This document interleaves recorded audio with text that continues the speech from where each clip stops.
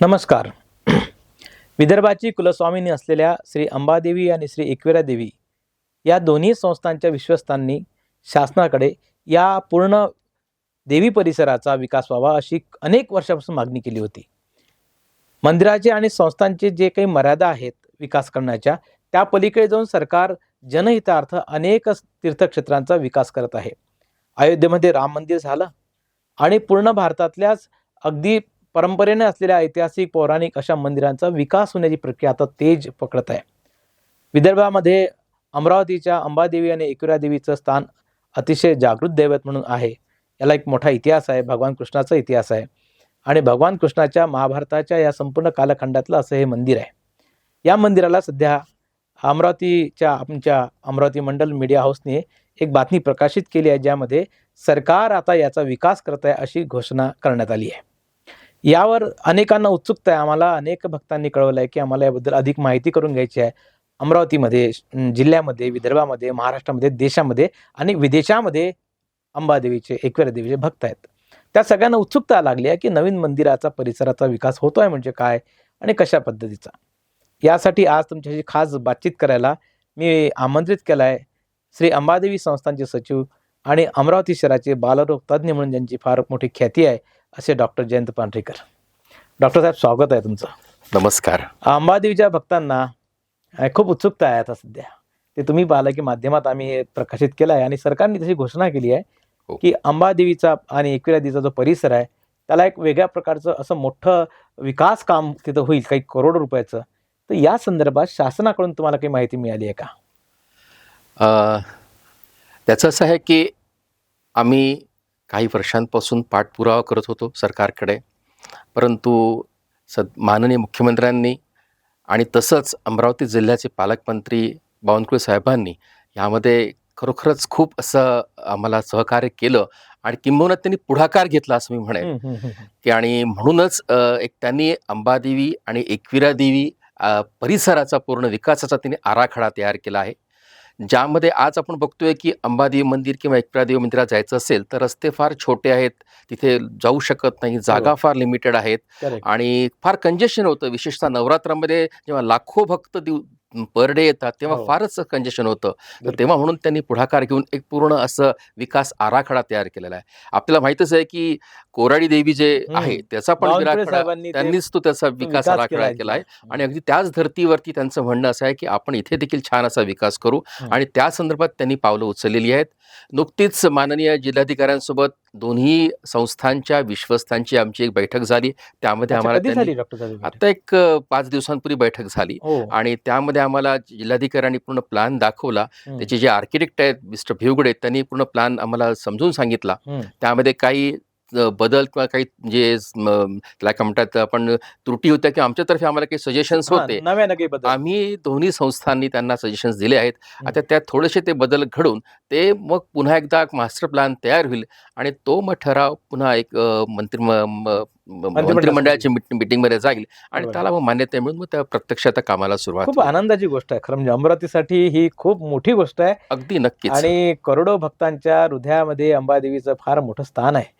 त्या सगळ्यांना जर सुविधाजनक संस्थान मिळत असेल, सहज उपलब्ध होत असेल आणि आज तुम्ही म्हणता ते बरोबर आहे. नवरात्रामध्ये काय स्थिती गंभीर असते, राजकमलपासून रस्ता ब्लॉक करावा लागतो, तिकडे दसरा मैदानामध्ये रस्ता ब्लॉक करावा लागतो. अगदी बरोबर. आणि लोकांनाही, नागरिकांना खूप त्रास होतो. पण काय करणार, आणि भक्तांनाही त्रास होतो, दर्शन घेताना खूप साऱ्या अडचणींना सामोरं जावं लागतं. बरोबर. तुम्ही हा जो प्लॅन म्हणताय यामध्ये साधारणतः तुमचा काय अंदाज आहे, किती करोडचं काम असेल हे? आता प्रस्तावित प्लॅन जो आहे त्याच्यामध्ये त्यांनी असं 4 फेजेस मध्ये करणार आहे. फेज 1, फेज 2, फेज 3 आणि फेज 4. तर फेज 1 मध्ये अंबादेवी जो मंदिर आहे प्रॉपर तिथपासून त्याचा पूर्ण विकास असं करणार आहेत ते. आणि फेज 2 मध्ये एक बाजूची जी गव्हर्नमेंटची जागा आहे, ती गव्हर्नमेंटची जागा जवळपास 40,000 स्क्वेअर फूट जागा ते अक्वायर करून तिथे मोठ्या प्रमाणावर भक्त निवास, त्याच्यानंतर जी दुकानं असतात ती राहणार आहे. तिथे जवळपास 2 लेव्हलचं पार्किंग राहणार आहेत आणि मग तिथून असं निघालं की रस्त्याच्या खालून अंडरपासनी जाऊन आपण मंदिरात जाऊ शकू, असा एक तो प्रस्ताव आहे. आणि फेज 3 मध्ये त्यांनी पूर्ण आसपास आसपासचा जो परिसर आहे तो मोठा करणार आहे. आज जो 9 मीटरचा रस्ता आहे तो कमीत कमी 15 मीटरचा रस्ता होईल. त्याच्यानंतर आपण बघतोय की अंबादेवी मंदिराच्या दक्षिणेकडचा जो रस्ता आहे तो अगदी फारच नॅरो आहे. तर खूपच. तो देखील एक वाईट रस्ता करणार आहेत. तिथल्या काही लोकांना ते पर्यायी जागा देणार आहेत असं आम्हाला समजतं. तर फेज 3 त्याच्यानंतर फेज 4 मध्ये जो गोरक्षण चौक आहे तो देखील पूर्ण मोठा होणार आहे. म्हणजे जेणेकरून गांधी चौकपासून तर गोरक्षण चौकापर्यंत हा अगदी रस्ता खूप मोठा असा होणार आहे आणि निश्चितच त्याचा फायदा भक्तांना होणार आहे. त्याच्या सुविधांचा फायदा भक्तांना होणार आहेत. विशेषतः बाहेरगावचे जे भक्त येतात त्यांनाच पार्किंगचा खूप मोठा प्रॉब्लेम येतो आहे. तर त्याच्यामुळे पार्किंग हे चारही ठिकाणी होणार आहे. म्हणजे गांधी चौकात राहणार आहे एक पार्किंग, जे नवीन जागा मिळणार आहे तिथे होणार आहे, आणि तिसरं पार्किंग एकविरादेवी मंगल कार्यालयाच्या आसपास तिथे जी जागा आहे ती पण जागा डेव्हलप होणार आहे आणि तिथे पण तो एक पार्किंग राहणार आहे. म्हणजे चारही बाजूंचं पार्किंग राहणार आहे. खरं म्हणजे अशा या प्रकल्पातून भक्तांना तर दर्शनाचा लाभ होतोच, पण रोजगार निर्मिती होते. अगदी बरोबर. स्थानिक लोकांना याचा खूप मोठा फायदा होतो आणि अनेक या संदर्भातले उद्योगधंदे विकसित होतात. सर्वात अजून एक जमेची बाजू डॉक्टर साहेब मला असं वाटतं की आता विमानतळ झालं आहे. अगदी मुंबईतून तुम्ही बसलात की डायरेक्ट अमरावतीच्या दर्शनाला लोक येऊ शकतील. हो. आणि ही मोठी सोय, ट्रेनची सोय, मेट्रोची सोय, हे सगळं आता उपलब्ध होत आहे. यामध्ये सरकार जे आहे, माझ्याकडे जी माहिती आहे की सरकार हे बाहेरचा विकास करणार आहे. हो. पण मंदिर म्हटलं की त्याचं जे पौराणिक महत्व आहे, मंदिराचं जागृतपण जे आहे ते जपण्याचं काम ट्रस्टींचं आहे. कसं जपताय तुम्ही ते? अगदी बरोबर. कारण की आपल्याला माहिती आहे ही जसं महाभारत. बांधकाम म्हणजे मंदिर नाही आहे. अगदी बरोबर. त्यातला जो भगवंताचा जो सहवास आहे तिथे, भगवंत प्रत्यक्ष आहेत, ते मात्र जपायचा ट्रस्टींनी. अगदी बरोबर आहे. कारण की आपल्याला माहिती आहे की म्हणजे अंबादेवी संस्थांचं महत्त्व महाभारतापासून आहे. साक्षात परमेश्वर परमपिता परमेश्वर भगवान कृष्ण. श्रीकृष्णांचे आणि माता रुक्मिणीचे पदस्पर्श तिथे झालेला आहे. त्यामुळे असा खूप मोठा इतिहास आहे. आणखीन जी देवीची जी मूर्ती आहे ती एका सबंध दगडात खालून आलेली आहे ती, आणि ती जागृत मूर्ती आहे. त्याला हलवणं, त्याला हे करणं शक्यच नाहीये. फक्त काय आहे की जुन्या काळातल्या जे हेंबाडपंथी मंदिर होतं तेव्हाच्या त्या भिंती 5-5, 4-4 फुटाच्या फुटाच्या भिंती आहेत. आताच जर आपण बघितलं तर त्या भिंती एवढ्या कामाच्या नाहीत. म्हणून त्या भिंती डिस्मेंटल करून तिथे चांगलं असं परमनंट स्ट्रक्चर संगमरवरचं आम्ही उभं करणार आहे, जे येणाऱ्या 300, 400, 500 वर्षांपर्यंत त्याचं लाईफ राहील असं मंदिराचा प्रकल्प आम्ही ऑलरेडी केलेला आहे. त्याचा आम्ही मॅप पण सँक्शन आमचा झालेला आहे. परंतु आता गव्हर्नमेंटचा हा प्रोजेक्ट आल्याने हा मॅप आणि बाहेरचं मॅचिंग करावं दोन लागेल. मॅचिंग करून आम्ही तो सुरुवात करणार आहे. मध्यंतरी भूमिपूजन झालं होतं. अगदी बरोबर. काही तेव्हा ट्रस्टकडे एक डिझाईन होती. हो हो. तुमचा किती करोडचा प्लॅन होता तेव्हा? आमचा जवळपास एक 35 ते 40 करोडचा आमचा प्लॅन आहे, हां. आणि तो आम्ही म्हणजे कंप्लीट आता याला तर जोडावं लागेल. हो, तो याला जोडावा लागेल. तो म्हणजे याच्याशी जोडून हां. खरं म्हणजे हा प्रश्न अनेकांना असतो की आपल्याकडच्या मंदिरांना, विशेषतः महाराष्ट्रातल्या या आपल्या विदर्भातल्या मंदिरांना आर्थिक उत्पन्न फार कमी आहे. आणि एवढे मोठे प्रोजेक्ट घ्यायचं म्हटल्यानंतर तेवढे देणगीदारी समोर येताना खूप आपल्याला अवघडतं खरं ट्रस्ट चालवताना. बरोबर. तुम्ही काय असं विचार करून ठेवला होता मग त्यासाठी? त्याच्याकरता विचार असा आहे की आमच्या देवी अंबादेवी संस्थानला काही शेती आहेत. हां. त्या बऱ्याचशा शेती अशा आहेत की वर्षानुवर्षे कोणी त्याला खात कूळ नाही. लागलेला आहे. तर त्याच्यामुळे त्या काही ती शेती, त्यातले 1-2 शेती आम्ही काढायच्या आणि थोडीफार जी अमाऊंट जमेल ती करून कामाला सुरुवात करायची. कसं असतं, एकदा कामाला सुरुवात झाली की मग भक्त आपोआप देणगी देतात, आणि जेव्हा आपण त्यांना काही बदल दाखवतो किंवा तिथून काही देतो तेव्हा आपोआप भक्त देणगी नक्कीच नाही, देतात. बरोबर आहे. कारण काय, आणि आता तर एकाच वेळेस दोन्ही गुण विकास होणार आहे. हो, एकदा तुम्ही आतूनही काम करणार आहे आणि बाहेरही मोठ्या प्रमाणात काम होणार आहे. अगदी बरोबर. अंबादेवीचं हे महात्म्य जसं आहे तसे आता जगभरातल्या आणि भारतभरातल्या विशेषतः धार्मिक संस्थांना एक सामाजिक किनार मिळत आहे. हो. की तुम्ही काहीतरी सामाजिक काम केलं पाहिजे. चॅरिटेबल कमिशनरचा असा आग्रह आहे धर्मदाय आयुक्तांचा की तुम्ही सामाजिक काम करा, धार्मिक कराच. बरोबर. ट्रस्ट असं की करत आहे का? वाह! आमचं अंबादेवी संस्थानचं तर सामाजिक कार्य सगळ्यांनाच माहिती आहे. कारण की अंबादेवी संस्थानचं जे एक हॉस्पिटल आहे, धर्मदाय रुग्णालय, हां. आज ते जवळपास एक 25 वर्षापासून ते हॉस्पिटल आहे. आमच्या इथे आज जवळपास दिवसाला एक 70 ते 80 सोनोग्राफी नाममात्र दरात होतात. 60 ते 70 एक्सरे होतात. पॅथॉलॉजी तपासण्या होतात. त्याशिवाय आमच्याकडे ॲक्युपंक्चर आहे, आयुर्वेदिक विभाग आहे, होमिओपॅथिक विभाग आता आहे, या असे विभागाला अनेक सगळे विकसित विभाग करावं आहेत. लागेल डॉक्टर साहेब. अर्थातच आम्ही त्याची पण एक याला प्रस्तावित आमची संजीवनी द्यावं नवीन लागेल नव्याने आता. प्रस्तावित नवीन बिल्डिंग आमची तिथेच गोरक्षण चौकामध्ये मारुतीचं मंदिर आहे.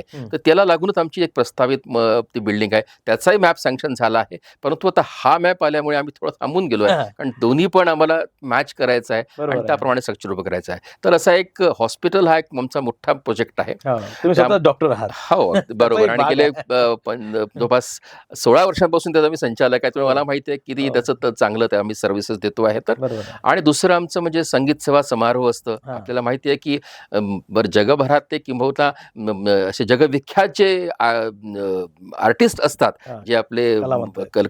कलाकार असतात, कलावंत असतात, ते इथे येऊन 3 दिवस येऊन आम्ही कॉन्फरन्स घेतो आणि ते छान त्यांची सेवा देतात आणि जवळपास शेकडो हजारो लोकं पूर्ण विदर्भातनं इथे येतात आणि त्याचा आस्वाद घेतात. तर हाही प्रकल्प आमचा जवळपास एक 15-16 वर्षापासून सुरू आहे. सांगीतिक सेवा आहे, हो, आरोग्य सेवा आहे, हो. त्याचबरोबर आम्ही कीर्तन समारोह घेतो, कीर्तन प्रशिक्षण आध्यात्मिक शिबिर सेवा आहे. घेतो. त्याचबरोबर आमची लायब्ररी आहे. तुम्हाला माहीत असेल की आमची दर्जाची लायब्ररी आहे आणि त्याच्यामध्ये जवळपास एक 62,000 पुस्तकं आहेत. हं. विशेष असं संत ए- साहित्य ए- अध्ययन ए केंद्र दर्जा सुद्धा आहे आहे. ना? ए ग्रेड आहे ना? हां, ए ग्रेड लायब्ररी आहे. हां. संत साहित्य अध्ययन केंद्र आहे. तिथे अनेक मुलं येतात. तिथे स्पर्धा परीक्षांची मुलं देखील येतात. आम्ही त्यांना नाममात्र शुल्कामध्ये पूर्ण रूम्स अवेलेबल करून दिल्या आहेत. तिथले काही मुलं MPSCला पण सिलेक्ट झालेले आहेत. खरोखरच असं सोशल वर्क बरंच आहे अंबादेवी संस्थांचं. एक भक्तांकडून एक मागणी अशी होते, जे प्रत्येक वेळेस आम्ही सांगतो, जसं आता एकविरा देवीने अन्न छत्र सुरू केलं आहे. अंबादेवीचा असा काही विचार? निश्चितच पुढे आमचं जेव्हा डेव्हलपमेंट होईल तेव्हा आम्ही अन्नछत्र सुरू करणार आहे. सध्या अंबारी संस्थांकडे तेवढी पुरेशी जागा नाहीये. बरोबर. तर त्याच्यामुळे नव्या डिझाईनला आवश्यक. जेव्हा नव्या डिझाईन न्यूजमध्ये आम्ही नक्की त्याचं पूर्ण प्लॅनिंग करून ठेवलेलं आहे. चिखलदऱ्यामध्ये जी देवी आहे, अंबादेवीच्या ट्रस्टचा संबंध आहे त्या देवीशी. हो. आता सरकारने विधानसभेत अशी घोषणा केली होती की आम्ही ती जागा 3 एकर काहीतरी बरोबर दिलेली आहे. बरोबर. म्हणजे काय आहे, लोकांना त्याची उत्सुकता आहे, काय होते त्याची मी पार्श्वभूमी तुम्हाला सांगतो सांगा. की 1991 मध्ये तत्कालीन मुख्यमंत्र्यांनी ते मंदिर अगदीच निग्लेक्टेड होतं. त्यावेळेला अंबादेवी संस्थांच्या विश्वस्तांना त्याची देखभाल दिली होती.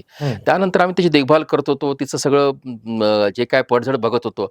परंतु प्रत्यक्षात आमच्या म्हणजे अंबादेवी संस्थांची नावे काहीच जमीन नव्हती. मग गेले 1.5-2 वर्षापासून आम्ही याचा पाठपुरावा केला आणि माननीय मुख्यमंत्र्यांनी पुनश्च एकदा पालकमंत्र्यांनी याचं आमचं सगळं पूर्ण म्हणणं ऐकून घेतलं. ते सगळं समजवून घेतलं आणि आत्ता 1 महिन्यांपूर्वी त्यांनी विधानसभेमध्ये जाहीर केलं की ह्यांची अंबारी संस्थानला या पूर्ण परिसराची जागा लीजवरती 99 वर्षाकरता द्यावी. आता ती आमच्या नावे झालेली आहे आणि तिथे आम्हाला सोशल प्रोजेक्ट्स राबवायचे आहेत आणि ती जागा मागण्याचं कारणही तसंच होतं की ती थोडीशी जागा एन्क्रोचमेंट होत चालली होती. काही लोक त्याला एन्करेज करत होते. तर तेव्हा त्या जागेचं महात्म्य, जागेचं पवित्र लक्षात घेऊन आम्ही ती जागा डेव्हलप करणार आहे.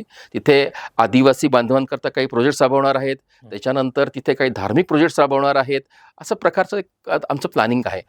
म्हणजे अंबादेवीचं मंदिर तर खरं तर 2-4 अर्थांनी, वेगळ्या अर्थांनी ते प्रसिद्ध आहे. त्याचं मुख्य कारण असं आहे की इथेच डॉक्टर बाबासाहेब आंबेडकर आले होते. हो. इथेच आपल्याकडे दादासाहेब खापर्डे आले होते, की ज्यांनी सामाजिक क्रांतीचा एक मोठा उद्घोष आपल्या मंदिराने दिला आणि तो आम्ही स्वीकारला आहे. अगदी बरोबर. ही फार मोठं वैशिष्ट्य आहे आपल्या मंदिराचं, की हे मंदिर पुरातन असेल, सनातनी असेल आणि आपल्या धर्मव्यवस्थेनुसार असेल, तरीही सामाजिकही पायबंडे, सामाजिकही बदल मंदिराने स्वीकारले हो. आणि मंदिर त्या दिशेने पुढे चाललं आहे. डॉक्टर साहेब, मला प्रश्न असा आहे की एकूण आज जे व्यवस्थापन आहे, जे ट्रस्टी आहे, जे दिवसभर म्हणजे अहोरात्र काम करतात असं म्हटलं तरी चालेल, मोठ्या निस्वार्थ भावाने करतात. आज ट्रस्ट जेव्हा या गोष्टीचा प्लॅन करते, तर तुम्ही किती वर्षाचा प्लॅन केला आता, की हे पुढे आपल्याला किती वर्ष हे तयार करून ठेवायचं आहे? सध्याचं जे प्लॅनिंग आहे आमचं निश्चितच पुढच्या 150-200 वर्षांचं प्लॅनिंग आहे. म्हणजे आज जे आपण मंदिर करू आहे त्याचं पूर्ण 150-200 वर्षांचा त्याचा आवाका बघूनच आम्ही ते प्लॅन करतोय. मुळात आतापर्यंत जागा कमी होती, परंतु आता शासनानेच आत्ताच्या नवीन प्लॅनमध्ये जागा उपलब्ध करून दिल्यामुळे आता आम्हाला खूप छान वाटतंय की आम्ही तिथे आमचे जितके काही आमचे ड्रीम प्रोजेक्ट्स आहेत, आम्ही ते प्रोजेक्ट तिथे नक्की राबवू. मुख्यमंत्र्यांचा आजोळ आपला असल्याचा फायदा झाला दिसतोय. अगदी बरोबर. मुख्यमंत्री येत अगदी होते, फडणवीस साहेब येत होते आणि म्हणून अगदी बरोबर. देवीचे भक्त म्हणून त्यांनी हा फार मोठा पुढाकार अगदी घेतलाय. मला एक महत्वाचा प्रश्न जो अनेकांच्या ट्रस्ट चालवताना असतो तो असा आहे की आर्थिक तरतूद करणं सगळ्यात अवघड आहे. हे आपण उभं करू, पण हे चालवण्यासाठी पुन्हा पैसा लागेल. त्यासाठी काही ट्रस्ट विचार करत आहे का? त्याचकरता आमचे जे काही प्रोजेक्ट्स आहेत की जसं एक हॉस्पिटल प्रोजेक्ट आहे, जरी ते नो प्रॉफिट नो लॉस वरती असलं हं. तरी पण तो एक प्रोजेक्ट आमचा आहे. बरोबर. त्याच्यानंतर आज जे ती दुकान आहे त्यांचं काही आम्हाला उत्पन्न मिळतं. हां. त्यानंतर भक्त निवास जे आहे, हं. आता कसं ते भक्त निवास थोडंसं आम्हाला जरा म्हणजे काळबनानुसार त्याला आम्हाला मॉडिफाय करायचं आहे. बरोबर. तिथे एसी रूम्स किंवा भक्तांना लागणाऱ्या सोयी हं. त्या आम्हाला तिथे त्यांना द्यायच्या आहेत. आज जागेची अडचण असल्यामुळे आम्ही ते करू शकत नाहीये. पण निश्चितच जेव्हा जी नवीन जागे जेव्हा आम्ही जाऊ, तिथे आम्ही अशा मोठ्या रूम्स, काही डॉर्मेटरी असं करू. कारण तो एक मोठा उत्पन्नाचा स्रोत आहे. आता पहिल्या टप्प्याची काय अपेक्षा आहे? म्हणजे आता मी कलेक्टर साहेबांची मीटिंग केली आहे. हो. तुम्हाला काय दिसतं की साधारणतः पहिला टप्पा कधी सुरू होईल?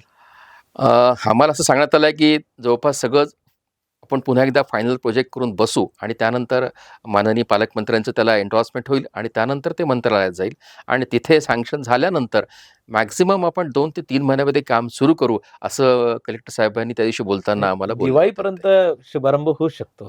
अगदीच अंबाबाईची कृपा असेल तर नक्कीच शुभारंभ व्हायला पाहिजे आणि Yes. आमचं म्हणणं हेच आहे, की एकदा प्रोजेक्ट सुरू झाल्यानंतर निदान जो मेन मंदिर आहे, गाभारा आहे, हे तरी आमचं एका वर्षात पूर्ण व्हावं, अशी अंबाबाईच्या चरणी आमची प्रार्थना आहे. अंबादेवीचे भक्त आपण सगळे करोडो भक्त आहेत आणि ट्रस्टींच्या हातून देवीला काहीतरी काम करून घ्यायचं आहे. डॉक्टर साहेब त्या ट्रस्टींच्या हातातले एक हात आहे आणि जो श्रद्धेचा भाव आहे तो हाच आहे की माऊलीचं मंदिर एक या जगातले या देशातले लोक येऊन दर्शन घेतील आणि एक भव्य अशा मंदिराची आपण सगळी प्रतीक्षा करत आहोत. त्याची सुरुवात आता 2-4 महिन्यात होईल. अतिशय गोड आणि अतिशय आनंदाची बातमी तुम्हाला इथे देतोय आणि यानंतर त्याची जशा विकास होत जाईल त्याच्याबद्दलचे टप्पे येतील तेव्हा मी पुन्हा डॉक्टर साहेबांना बोलवेल. तोपर्यंत नमस्कार. नमस्कार.